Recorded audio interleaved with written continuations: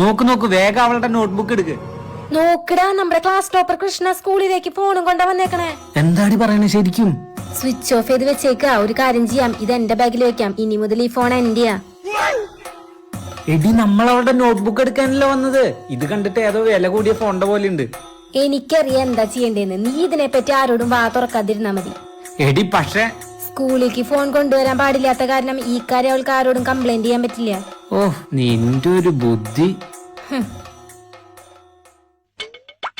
കണ്ടടാ, അവള് പേടിച്ചിട്ട് എങ്ങനെയാ ബാഗ് പിടിച്ചിരിക്കണെന്ന്. അവൾക്കറിയില്ലല്ലോ അവളുടെ ഫോൺ അവളുടെ ബാഗിലല്ല, എന്റെ ഈ ബാഗിലാന്ന്. ഞാൻ അവളെ ഒന്നും കൂടെ പേടിപ്പിച്ചിട്ട് വരാം. എന്താ കൃഷ്ണ ഇങ്ങനെ പേടിച്ചു വരച്ചിരിക്കണേ? ഹോംവർക്ക് ചെയ്തില്ലേ? അതൊന്നുമല്ല, ഞാനൊരു മണ്ടത്തരം ചെയ്തു. ഒരു ആവേശത്തിൽ ഞാനൊരു സാധനം കൊണ്ടുവന്നു. ഇപ്പൊ എനിക്ക് പേടിയാവാ.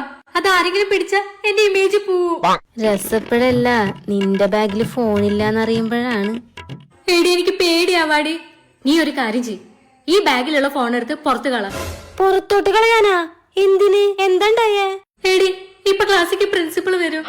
സ്റ്റുഡൻസ് എല്ലാവരും ഇവിടെ ശ്രദ്ധിക്കുക. എനിക്ക് എല്ലാവരുടെ ബാഗ് ഒന്ന് ചെക്ക് ചെയ്യണം. നമ്മുടെ പ്രിൻസിപ്പൽ സാറിന്റെ ഫോൺ മോഷണം പോയിട്ടുണ്ട്. എന്താ പറഞ്ഞേ? സാർ ഫോൺ കണ്ടുപിടിച്ചു. ഈ ബാഗ് ആരുടെയാ? ടീച്ചർ രച്ചുവിന്റെ. ഇവിടെ വാടി വാടി ഇങ്ങോട്ട്.